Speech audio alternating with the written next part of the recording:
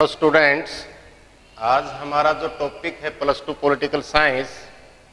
Regional aspirations यानी क्षेत्रीय जो आकांक्षाएं हैं, उसके पिछले वीडियो में हम इनके कारणों के बारे में चर्चा कर चुके हैं और भारत के अंदर जो क्षेत्रीय यानी रीजनल पॉलिटिकल पार्टी जो हैं उसके बारे में चर्चा कर चुके हैं। आज हमारा जो इम्पोर्टेंट टॉपिक है वो ये है कि पंजाब के अंदर जो खालिस्तान की मांग उठी थी, उसकी मांग के पीछे कारण क्या थे और फिर उसके लिए हमारी जो सेना ने एक ऑपरेशन चलाया जिसका नाम था ऑपरेशन ब्लू स्टार, और फिर जो ऑपरेशन ब्लू स्टार है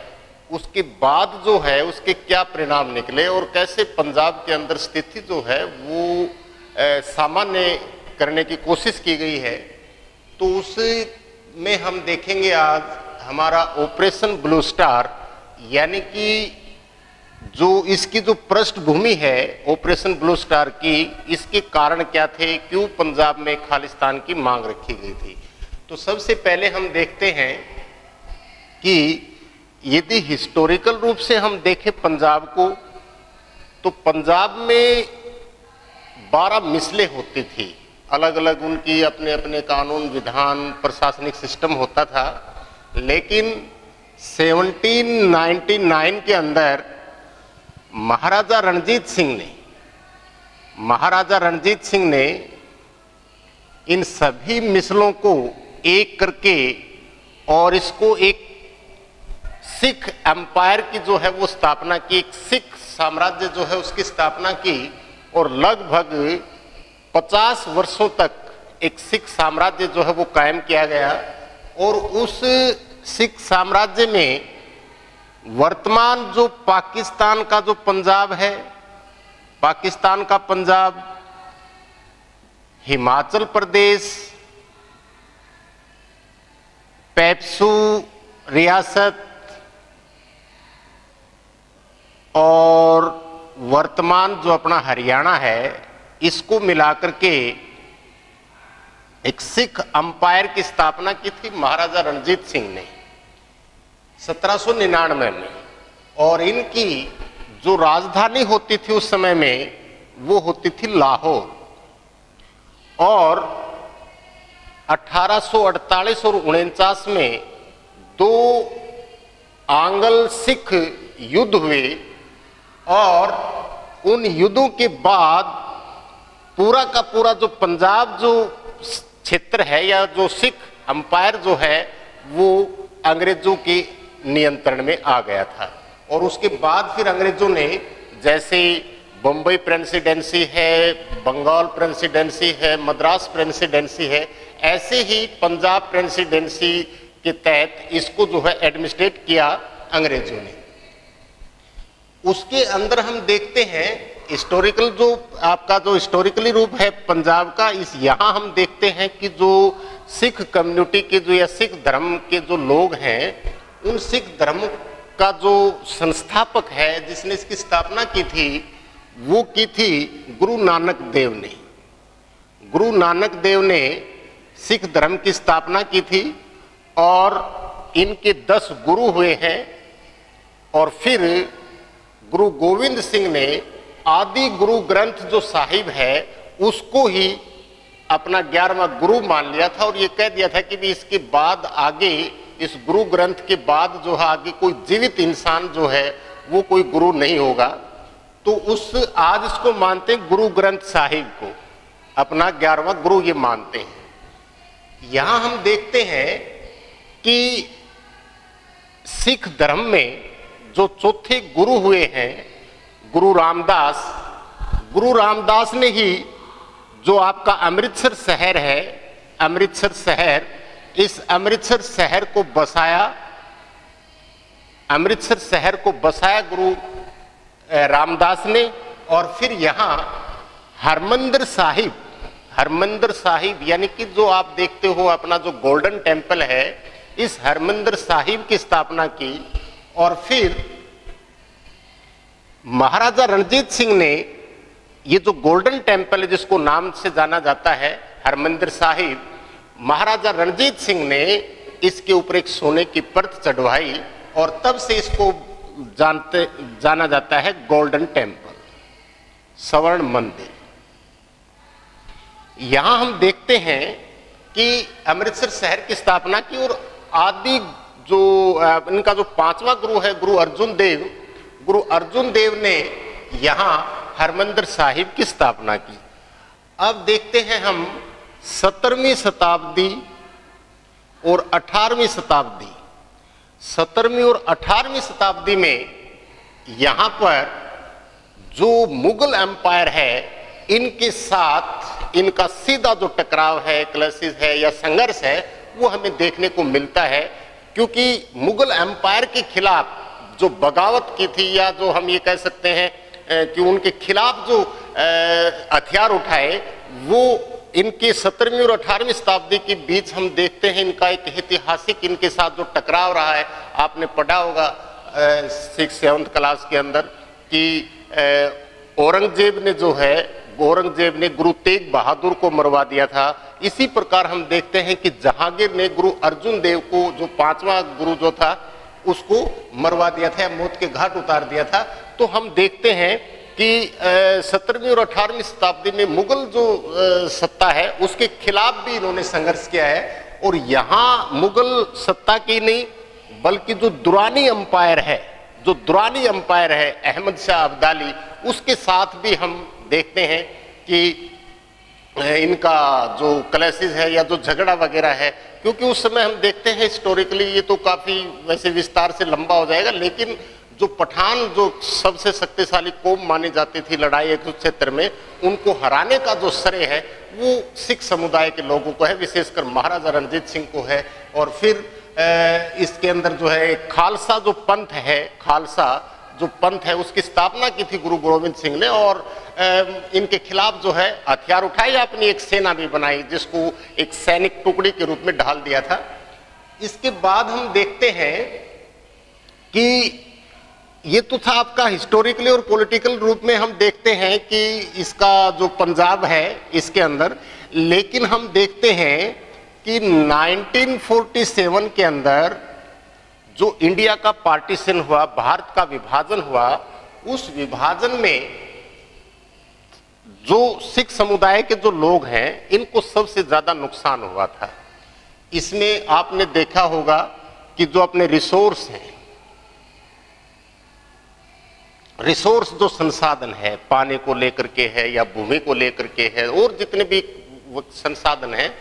ये हम देखते हैं कि सबसे ज्यादा वर्तमान जो आज पाकिस्तान का जो पंजाब है, इस पंजाब के अंदर सबसे ज्यादा सिख कम्युनिटी यानी पंजाबी भाषा बोलने वाले लोग रहते थे। तो विभाजन के दौरान आपको पता है माइग्रेशन हुआ, जो पाकिस्तान से यहाँ हिंदू आए या यहाँ से मुस्लिम जो गए, तो उनके बीच हम देखते हैं कम्युनल राइट्स, जो सांप्रदायिक दंगे हुए थे, उन सांप्रदायिक दंगों में हत्या, लूटपाट, अपहरण, बलात्कार, इस प्रकार की घटनाएं हमें देखने, सुनने और पढ़ने को मिलती हैं। तो सबसे ज्यादा जो है हम देखते हैं कि एक तो रिसोर्सेज जो संसाधन जो थे, वो जो संयुक्त पंजाब होता था उसमें सबसे ज्यादा नुकसान सिख समुदाय के लोगों का हुआ। फिर उनकी जो महिलाएं हैं, बूढ़े बुजुर्ग हैं, बच्चे हैं, लड़कियां हैं, या जो हत्याएं हैं या कम्युनल राइट्स के दौरान जो दंगे हो रहे हैं, तो सबसे ज्यादा जो है इन्हीं को नुकसान उठाना पड़ा था। साथ के साथ हम देखते हैं कि उस विभाजन के बाद हम देखते हैं कि जो सिख समुदाय के लोग हैं उन्होंने ऐसा फील किया, ऐसा महसूस किया कि भी हम एक जो हमारी जो एक सिख समुदाय की जो पहचान है, या जो उसका एक प्रकार से उनकी जो मतलब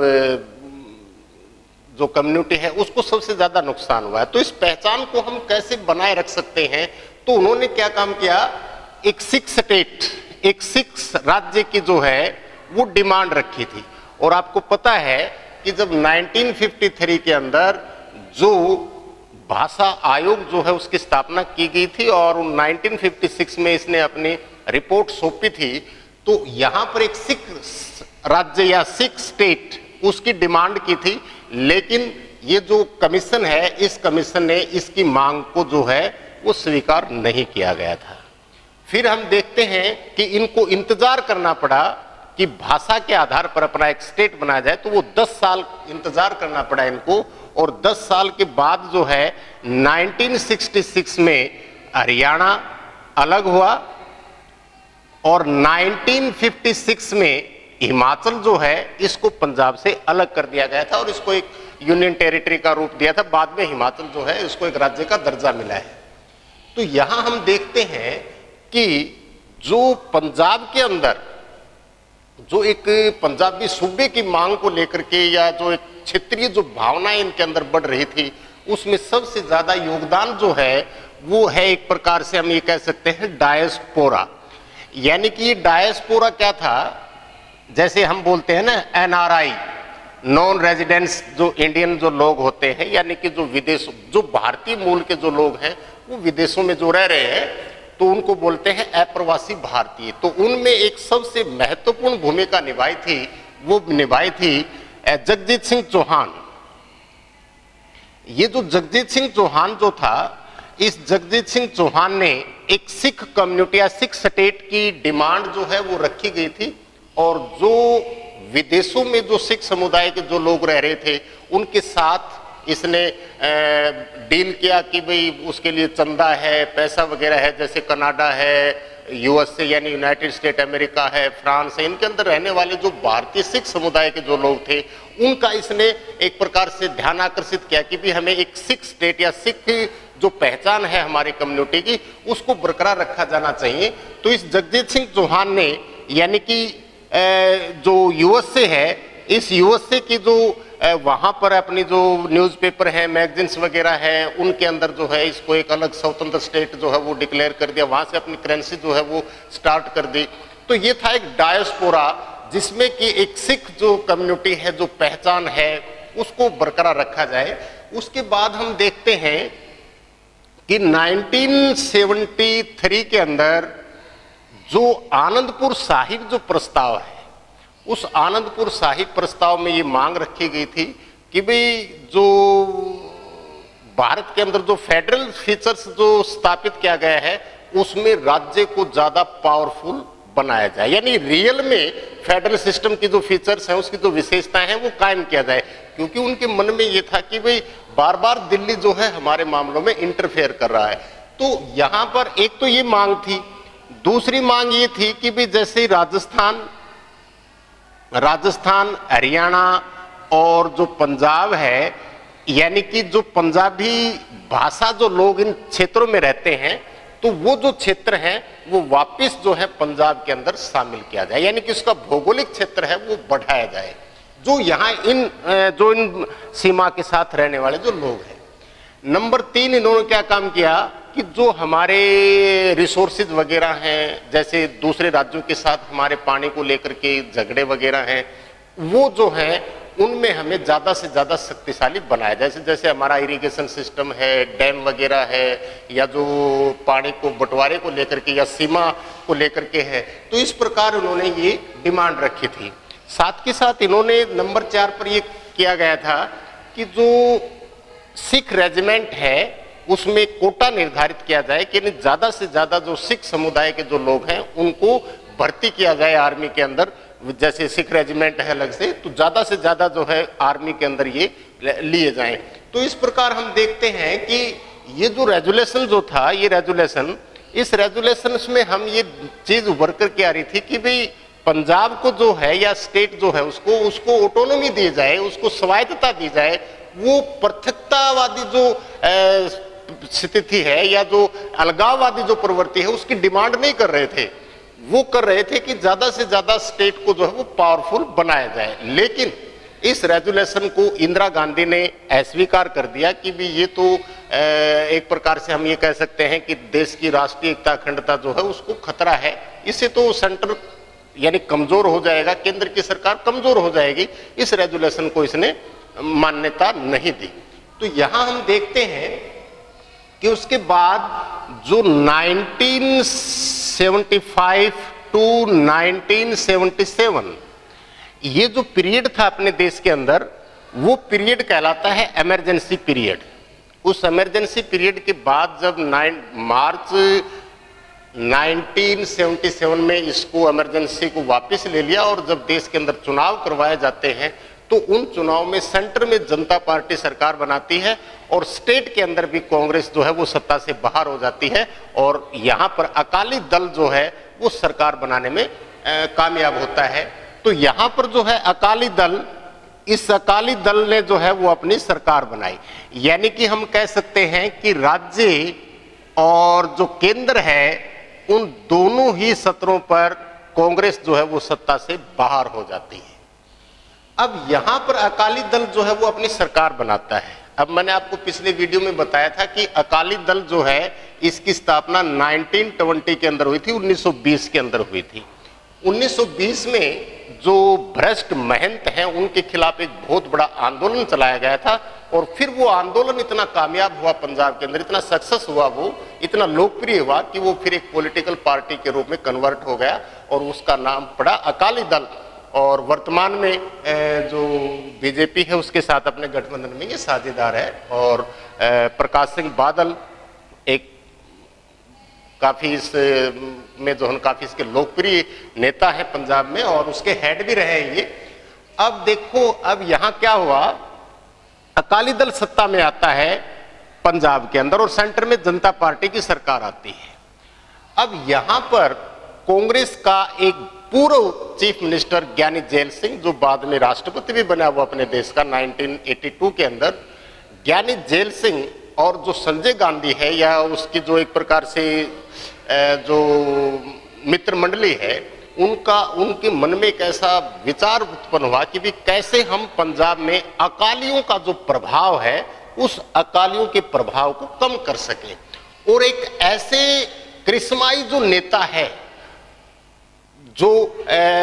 एक प्रकार से हम कह सकते हैं पंजाब में अकालियों का प्रभाव कम कर सके, तो एक ऐसे करिश्माई जो नेता है उसको हम आगे लेकर के आए और वो जो है इसके आगे अपने सरकार बनाने में वो मतलब हेल्प करे। तो उसके लिए उन्होंने जो एक व्यक्ति है जिसको उन्होंने सपोर्ट किया और वो था जनरल भिंडरेवाला। जनरल भिंडरेवाला, ये जो भिंडरेवाला था, ये भिंडरेवाला जो है ये एक रिलीजियस स्कॉलर्स था। रिलीजियस स्कॉलर्स यानी कि धार्मिक, जो इसने काफी धार्मिक पुस्तकें जो है उनका डीपली इसने स्टडी किया था और इसकी काफी पकड़ थी। रिलीजियस स्कॉलर्स था ये और इसने अपनी जो रिलीजियस जो एजुकेशन है इसको पूरा किया था। अब एक पवित्र स्थल है वो अमृतसर से थोड़ी दूर है, दमदमी टकसाल। ये जो दमदमी टकसाल है यहां से मतलब एक इसने अपनी एजुकेशन जो है वो रिलीजियस एजुकेशन जो है उसको पूरा किया और जनरल भिंडरेवाले को जो है कांग्रेस ने इनडायरेक्टली जो है वो सपोर्ट किया था। उसको पैसा देना या हथियार वगैरह है या और जो कुछ भी है उसको मतलब इनडायरेक्टली कांग्रेस ने सपोर्ट किया था और कांग्रेस को ये नहीं मालूम था कि ये बंदा जो है एक दिन आपके लिए भी बहुत बड़ा सिरदर्द बन जाएगा। कैसे इंदिरा गांधी ने उसका ऑपरेशन ब्लू स्टार के द्वारा सफाया किया। तो जनरल जो भिंडरेवाला है, इस भिंडरेवाला ने फिर से जो है जो 1973 के अंदर जो आनंदपुर साहिब जो प्रस्ताव था, उस आनंदपुर साहिब प्रस्ताव को फिर से इसने उसकी जो सिफारिशें वगैरह थी वो लागू करने की कोशिश की, उसकी डिमांड को मांगा गया। लेकिन हम देखते हैं कि 1980 के अंदर कांग्रेस जो है वो सरकार बनाती है। उससे पहले जो एसपीजीसी के जो इलेक्शन हुए थे, एसपीजीसी जो शिरोमणि गुरुद्वारा प्रबंधक जो कमेटी है, शिरोमणि गुरुद्वारा प्रबंधक कमेटी एसपीजीसी, इसके जो इलेक्शन हुए थे, इस इलेक्शंस में इनडायरेक्टली जो है कांग्रेस ने भिंडरेवाले को जो है वो सपोर्ट किया था, समर्थन किया था अकालियों के खिलाफ। तो यहां हम देखते हैं कि इसने फिर से अपनी जो जनरल जो भिंडरेवाला है, इसने फिर से अपनी जो एक प्रकार से हम ये कह सकते हैं कि जो खालिस्तान है उसकी डिमांड रखी थी। ये जो खालिस्तान है, खालिस्तान ये पंजाबी भाषा का शब्द है और उसका मतलब होता है पवित्र भूमि, जो पवित्र भूमि है उसकी इसने डिमांड रखी। और अब ये जो है वो अपने सशस्त्र जो बल है उसके ऊपर उतारू हो गया था, यानी कि कांग्रेस ने इसको एक प्रकार से फ्री हैंड कर दिया था। यहां तक कि जैसे सबसे पहले इसने क्या काम किया, 1978 के अंदर, 1978 में जो अकाली, ये जो संत निरंकारी जो एक ग्रुप है, एक जो कम्युनिटी है, जिसका हेड था बाबा गुरबचन सिंह, बाबा गुरबचन सिंह की इसने हत्या की। और उसके पीछे जो है, हालांकि इसके खिलाफ काफी विरोध भी हुआ था, प्रदर्शन भी हुए थे, लेकिन सेंटर में जो कांग्रेस की सरकार थी इसको सह दे रही थी। और फिर बाबा गुरबचन सिंह की हत्या की गई। पंजाब में काफी जो है इसका विरोध भी हुआ, और फिर उस बढ़ते हुए विरोध में, दबाव में आकर के गवर्नमेंट ने इसको जो है वो अरेस्ट भी किया, जेल में भी डाला, लेकिन 2-3 दिन के बाद ये छूट गया। लेकिन जो इसको जेल में डाला गया, तो इसके जो अनुयायी थे, इसके जो समर्थक जो थे, उन्होंने फिर विरोध किया। और जब ये जेल से बाहर आया तो एक प्रकार से हम ये कह सकते हैं कि ये पंजाब के अंदर, विशेषकर जो कांग्रेस की सरकार है, उसका, कांग्रेस की सरकार का जो मुख्यमंत्री था उस समय दरबारा सिंह, वो इसकी गतिविधियों को कंट्रोल करना चाहता था, लेकिन सेंटर की गवर्नमेंट जो है इसको अप्रत्यक्ष रूप से इसको मदद कर रही थी, और इसकी जो गतिविधियां थी उसके ऊपर किसी प्रकार का कोई नियंत्रण नहीं था। ये व्यक्ति और इसके जो समर्थक थे, वो खुलेआम जो है वो हथियार लेकर के निकलते थे। इनके हाथ में उस समय AK-47 गन्स वगैरह ये होती थी। और उसने एक गुरबचन सिंह की जो है उसने हत्या की। साथ के साथ इसने क्या काम किया, अपनी खालिस्तान को, मांग को और ज्यादा प्रबल बनाने के लिए, प्रभावी बनाने के लिए इसने 1982 के अंदर पंजाब केसरी के जो संस्थापक थे लाला जगत नारायण, उसकी भी हत्या की। और फिर उसी समय क्या होता है कि विशेषकर एक बस को एक टारगेट किया था, और जिसमें हिंदुओं को अलग करके और उनको गोली से उड़ा दिया गया था। यानी कि इस प्रकार अपने अंटी जो हिंदू जो मूवमेंट है वो स्टार्ट हो गया था, उनको निशाना बनाना। तो जब वो बस से उतार करके 6 यात्रियों की हत्या की, तो फिर काफी दबाव पड़ा, और फिर एक बार फिर इसको जेल में डाला गया। लेकिन हम ये देखते हैं कि उस समय जो है ये इतना हावी हो गया था कि ये खुद कांग्रेस के लिए एक सिरदर्द बन गया था। और पंजाब के अंदर, और इसके जो समर्थक जो थे, हम ये कह सकते हैं कि पंजाब जो है पूरी अराजक स्थिति में आ गया था। और इतनी मतलब ज्यादा लूटपाट, हत्याएं और टारगेट करना, कम्युनल राइट्स जो है वो बढ़ने लगे थे, और पूरा पंजाब जो है वो उसमें अशांति फैल गई थी। और फिर सेंट्रल सरकार ने वहां पर दरबारा सिंह जो मुख्यमंत्री थे उसकी गवर्नमेंट को सस्पेंड करके और वहां प्रेसिडेंसी रूल यानी राष्ट्रपति शासन जो है वो लागू कर दिया। अब हम देखते हैं कि जो जनरल भिंडरावाला जो है, इसकी जो गतिविधियां हैं, यानी कि काफी पॉपुलर हो गया था पंजाब के अंदर। और फिर यहां क्या होता है कि अकाली जो लोग हैं, अकाली जो दल है, वो भी इनके साथ एक प्रकार से समझौता करने में, यानी कि पहले तो वो अकाली दल ये बोलता था कि भी हमें थोड़ी ऑटोनॉमी दे दी जाए, हमें स्वायत्तता दे दी जाए, लेकिन बढ़ता हुआ जो इसका जनाधार है, प्रभुत्व जो है, तो अकाली दल के साथ इसका जो है वो गठबंधन हो जाता है, और अकाली भी फिर अपनी जिस खालिस्तान की मांग जो है उसमें शामिल होते हैं। यहां हम देखते हैं कि 1982 के अंदर अपने देश में पहली बार जो है वो एशियन गेम हुए थे। जो एशियन गेम थे उसकी मेजबानी पहली बार भारत को मिली थी, और भारत जो है इसको अच्छी प्रकार से जो है पूरा करवाना चाहता था इस आयोजन को। तो यहां हम देखते हैं कि उस समय पंजाब की जो मतलब जो अराजक वाली जो स्थिति है, तो सेंट्रल गवर्नमेंट उस एशियन गेम को सफलतापूर्वक पूरा करवाना चाहती है। उसने क्या काम किया, हिमाचल प्रदेश, हरियाणा, उत्तर प्रदेश, इसकी जो बाउंड्री है वो सील कर दी गई, और फिर जो भी मतलब पंजाबी भाषी या सिख समुदाय के जो लोग हैं वो दिल्ली में एंट्री करते हैं, तो इनकी काफी चेकिंग की जाती थी, या इनको ह्यूमिलेट किया जाता था, इनको प्रताड़ित भी किया जाता था। उसमें आम लोग भी थे, कुछ ऑफिसर्स भी थे सेना के। जब उनको इस प्रकार से ट्रीट किया गया तो वो काफी नाराज हो गए इससे। अब यहां पर एक व्यक्ति था जनरल साबेग सिंह। उस जनरल साबेग सिंह जो है वो फिर भिंडरे वाले गुट में शामिल हो गया और ये सेना में 1971 का जो युद्ध था उस युद्ध में जो मुक्ति वाहिनी को जो इसने सपोर्ट किया था और अपने सैनिकों को ट्रेंड किया था, उनको ट्रेनिंग दी थी और जिससे भारत जो है उस युद्ध में जीता था। तो जनरल साबेग सिंह जो है जब उसकी चेकिंग हुई या उसके इस प्रकार के आर्मी ऑफिसर्स को, चाहे वो मतलब एयरफोर्स में थे, नेवी में थे या और मिलिट्री ऑफिसर्स थे, जब उनको इस प्रकार से ट्रीट किया गया, ह्यूमिलेट किया गया, तो ये लोग काफी नाराज हुए उस कार्रवाई, उस सरकार के फैसले से। और फिर ये व्यक्ति जो है वो संत भिंडरे वाले की जो उसके समर्थक जो थे उनको ट्रेनिंग दी गई थी। अब संत भिंडरे वाला जो है वो अकाल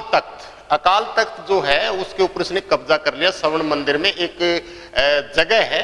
जहां पर जो सबसे बड़ा जो धार्मिक गुरु होता है सिर्फ उसी को बैठने का उसके ऊपर अधिकार होता है। संत भिंडरे वाले ने इसलिए अकाल तख्त को कब्जा किया था कि भी सरकार जो है ये बहुत पवित्र स्थल है और जो धार्मिक भावनाएं हैं सिख समुदाय के लोगों की उसको ध्यान में रखते हुए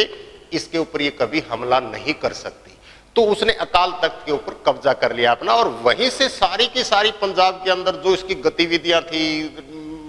वो सब जो है इसको एडमिनिस्ट्रेटर कर रहा था। कहां से? अकाल तख्त से। तो यहां हम देखते हैं कि जनरल साबेग सिंह ने ऐसा नहीं कि भी सिर्फ नॉर्मल आदमी थे इसके पास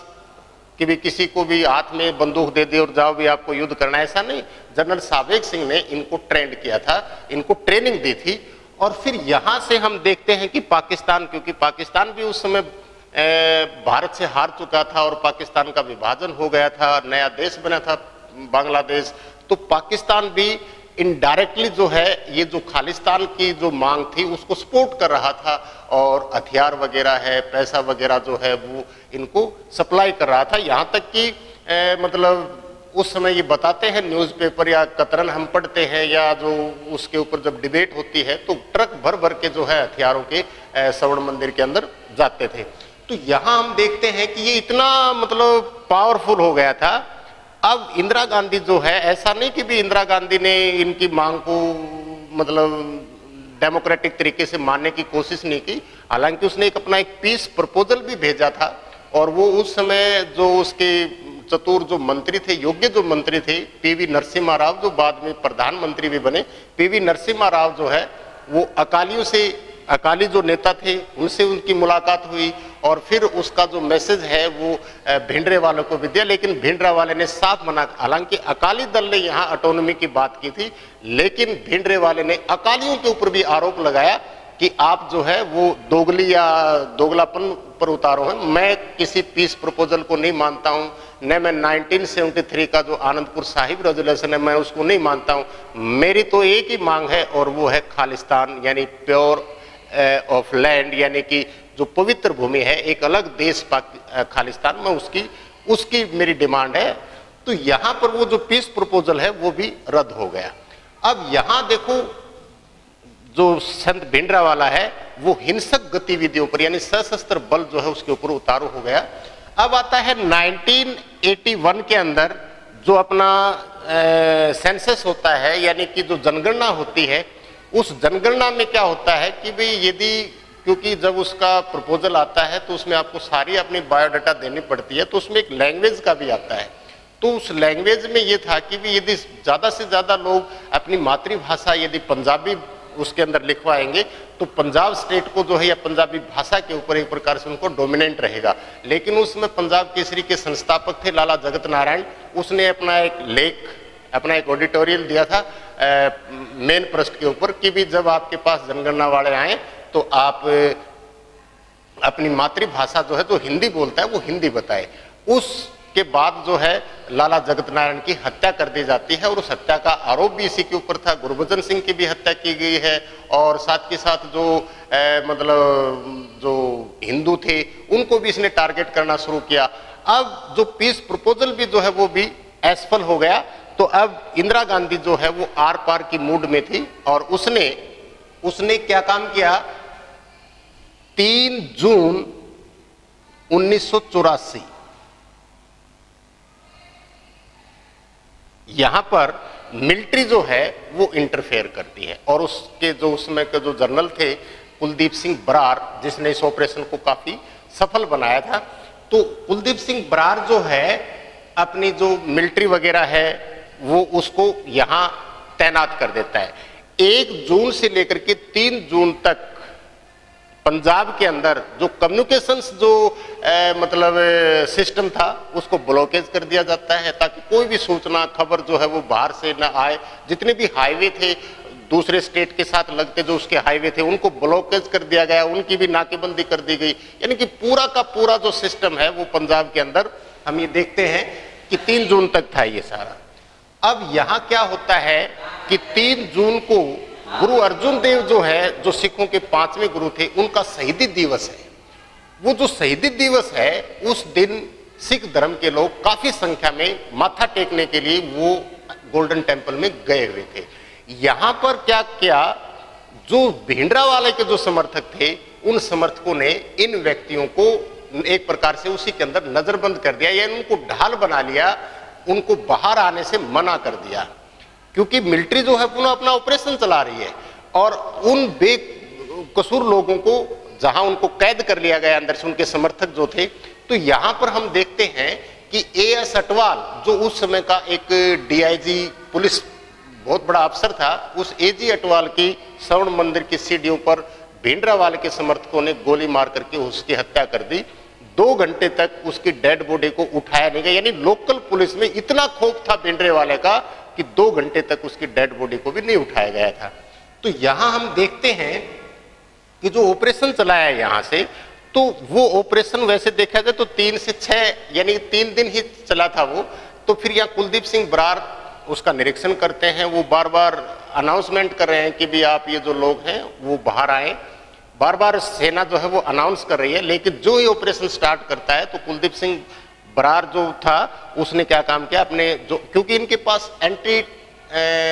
टैंक्स जो है वो गन थी, तो यहां फिर वो टैंक्स जो है वो बुलाता है और फिर वो अकाल तख्त की जो जितनी भी गतिविधियां थी उन सभी के ऊपर अपना ऑपरेशन चलाता है और जो भिंडरावाला जो है उसके और उसके समर्थकों की हत्या हो जाती है और फिर उसके बाद जो है उसको मुक्त कराया जाता है। ये था आपका स्वर्ण मंदिर के ऊपर जो अटैक है। लेकिन इसका फॉल आउट क्या हुआ, इसका परिणाम क्या हुआ, तो इसका सबसे परिणाम यह है कि पूरे संसार के अंदर जहां भी जो सिख समुदाय के जो लोग रहते थे वो लोग जो हैं वो अपनी धार्मिक भावनाओं से काफी आहत हुए, क्योंकि स्वर्ण मंदिर पर हमला किया गया, उसको काफी डैमेज किया गया था, लाइब्रेरी के अंदर जो पुस्तकें थी वो काफी जल गई थी और फिर अपनी धार्मिक भावनाओं के खिलाफ माना। तो इंदिरा गांधी की जो है सिख जो बॉडीगार्ड्स थे उन्होंने इसकी हत्या कर दी। दूसरा क्या हुआ,